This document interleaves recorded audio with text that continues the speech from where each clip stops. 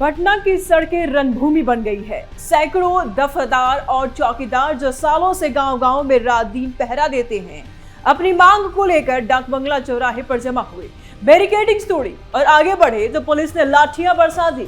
बुजुर्ग जवान सब दौड़े दौड़े भागे, कई घायल हो गए, कईयों को चोट लगा, कई लहूलुहान हो गए। वीडियो वायरल होने लगा। पुलिस वाले वर्दीधारी अपने ही साथियों को पीट रहे हैं। विडंबना जरा देख लीजिए। और जब ये मामला बिहार विधानसभा पहुंचा तो मुख्यमंत्री नीतीश कुमार खुद अपनी सीट से खड़े हो गए, हाथ हिलाते हुए विपक्ष को ही ललकारा। कहा कि हम लोग 2002 हैं, आप लोग कितने हैं? बेकार का हो हल्ला मत कीजिए। आप लोग कभी कोई काम किए हैं क्या? एक तरफ नीतीश की 202 सीटों वाली भारी बहुमत वाली सरकार, दूसरी तरफ विपक्ष जो कह रहा है तुम्हारी पुलिस गरीबों को कुचल रही है। सदन में हंगामा मच गया है। भाई वीरेंद्र और कुमार सर्वजीत की तरफ से इशारा करते हुए नीतीश बोले, आप बैठिए चुपचाप। आप कितने हो गए हैं जरा देखिए, हम तो 2002 हो गए हैं। आप बेमतलब बोल रहे हैं, हम सुनते रहते हैं। अब ये कोई तरीका है? फिर और गर्म हो गए। एक दो बार गलती माफ कर दी, लेकिन एक बार अब गलती माफ नहीं होगी, लेकिन अब इधर उधर करोगे तो कभी माफी नहीं मिलेगी। आपकी सरकार ने आज तक कोई काम नहीं किया। जो काम हुआ है वो हमारे समय में हुआ है। संसदीय कार्य मंत्री विजय चौधरी बगल में बैठे थे, बार बार कहते रहे अब बैठ जाइए सर, हो गया, मत बोलिए, हो गया, रहने दीजिए अब। लेकिन नीतीश रुके नहीं। विपक्ष ने हंगामा थमा तो आखिर में नीतीश बैठ गए। लेकिन सरकार की तरफ से आश्वासन दिया गया, मामले की जांच होगी, अगर कहीं अधिक बल प्रयोग हुआ तो समीक्षा करेंगे। विपक्ष ने कहा बस जांच, घायलों को मुआवजा दो, दोषियों पर कार्रवाई करो। अब आप सोच रहे होंगे कि हम 2002 हो गए हैं, ये 2002 क्या है? दरअसल नीतीश कुमार ये कह रहे हैं, उनका कहने का मतलब ये था कि हमने 202 सीटें जीती हैं। वो 202 को 2002 कह रहे थे और इस शब्द ने विपक्ष को एक और मौका दे दिया। बिहार उतरा अब सड़क पर। दरअसल दफादार और चौकीदार बिहार पुलिस का वो ग्रासरूट लेवल है जो गांवों में रात की ड्यूटी करते हैं, शराबबंदी पर नजर रखते हैं, छोटे मोटे अपराध रोकते हैं। पुराने समय में ये पोस्ट लगभग पुश्तैनी थी। पिता रिटायर होता तो बेटे को जगह मिल जाती, लेकिन सालों से ये सिस्टम बंद है। ये लोग मांग कर रहे हैं आश्रितों की बहाली के लिए, यानी कि रिटायरमेंट या मरने वालों के परिवार को नौकरी मिले, सम्मानजनक सैलरी मिले, रेगुलराइजेशन हो और जॉब की सिक्योरिटी बनी रहे। ऐसा नहीं है कि आंदोलन नया है, ये पहले से भी होता है। ये आंदोलन नया नहीं है। 2025 चुनाव से पहले भी कई बार पटना घेरने की तैयारी थी, ये लोग घेरे भी थे, लेकिन एनडीए की भारी जीत के बाद भी उनकी मांगे नहीं मानी गई। उम्मीद बहुत थी कि एनडीए की अगर जीत होती है तो मांगे मानी जाएगी। 23 फरवरी को फिर हजारों की तादाद में आ गए, लाठियां लेकर के नारे लगाते, नीतीश सरकार हमारी पुश्तैनी नौकरी लौटाओ वरना कुर्सी खाली। अपनी मांग को लेकर के नारे तेज होने लगे। लोगों की मन में एक बार फिर से उम्मीद जगी, क्योंकि 2025 के विधानसभा चुनाव में एनडीए ने धमाका कर दिया।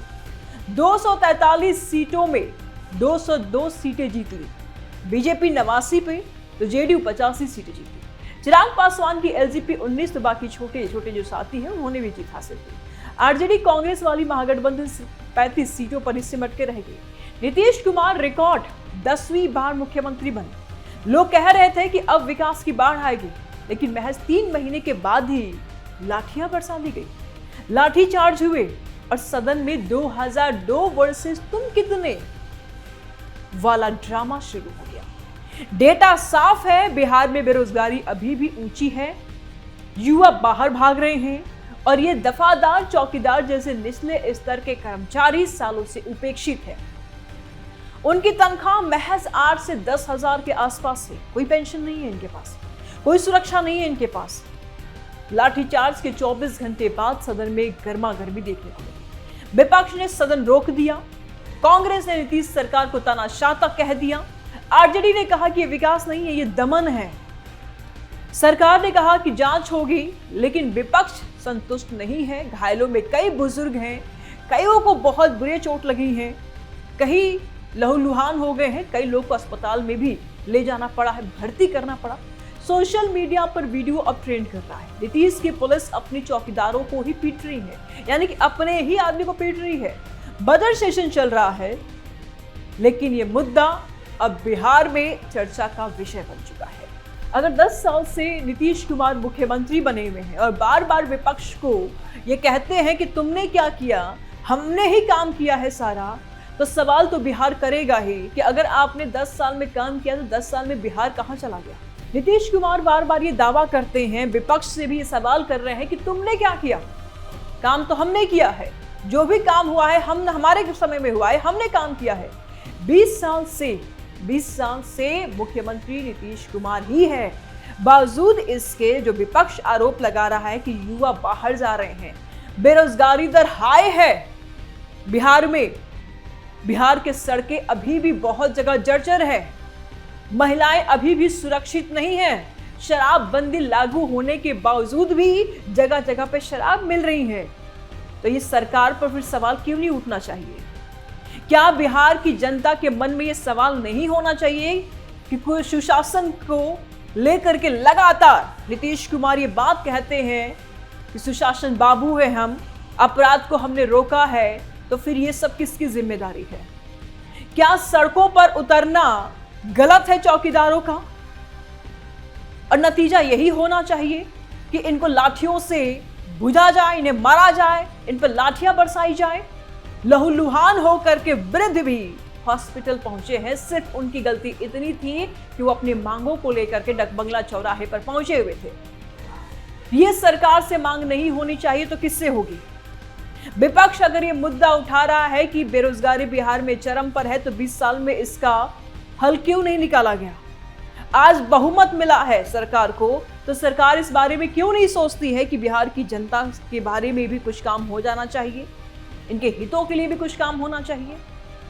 बिहार की जनता ने सिर्फ आपको चुना ये सोच करके कि आप उनका विकास करेंगे, कल्याण करेंगे, पलायन रोकेंगे, रोजगार देंगे, लेकिन आपने क्या किया? बिहार की जनता ये अब सवाल कर रही है। नीतीश की 2002 से विपक्ष को मिला मुद्दा। ग्राउंड रियलिटी यही है कि बिहार की सड़कों पर असली ताकत ये छोटे कर्मचारी है। हम जब सोते हैं तो चौकीदार चौकीदारी करते हैं, शराबबंदी का बोझ इन्हीं पर है, यही रोकते हैं नकली शराबियों को। लेकिन जब माफिया आता है तो ये अकेले पड़ जाते हैं, इन्हें कोई प्रोटेक्शन नहीं है, कोई फोर्स नहीं मिलता इनको। पुलिस स्टेशन वाले इन्हें जानकारी देते हैं लेकिन सुरक्षा नहीं देते। ये लोग गरीब हैं, 8 से 10 हजार रुपए में इन्हें क्या, इनका कौन सा घर चल जाएगा?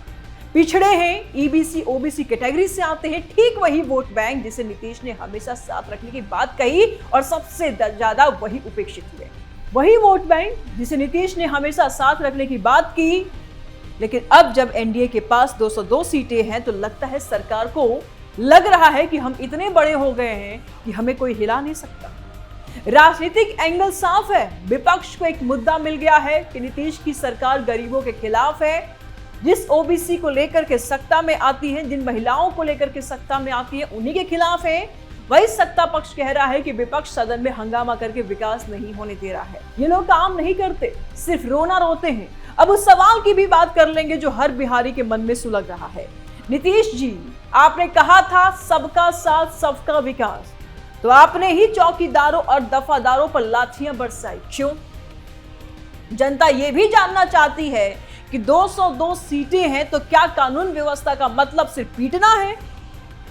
जांच तो ठीक है, आप कह रहे हैं कि जांच होगी, लेकिन घायलों को तुरंत मुआवजा और दोषी पुलिस वालों पर एक्शन क्यों नहीं किया अभी तक?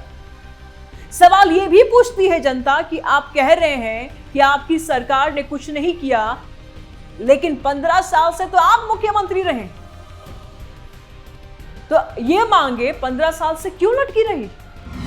चिराग भी चौकीदारों के साथ, क्या करेंगे नीतीश? विपक्ष और सत्ता पक्ष दोनों का पक्ष सुना जाए तो सत्ता पक्ष ये कहता है कि ये प्रदर्शनकारी बैरिकेड तोड़ करके सदन की तरफ बढ़े थे, ट्रैफिक जाम हो रहा था, कानून व्यवस्था बनाए रखना जरूरी था, लाठियां बरसाई गई, लेकिन लाठीचार्ज सीमित था। जांच होगी। नीतीश का गुस्सा इसलिए क्योंकि विपक्ष बिना सबूत के सरकार को बदनाम कर रहा है। हमने बिहार को बदला है, सड़कें, बिजली, स्कूल सब बनाए हैं। नीतीश कुमार बार बार ये बातें कहते हैं। 2002 सीटें जनता का विश्वास है।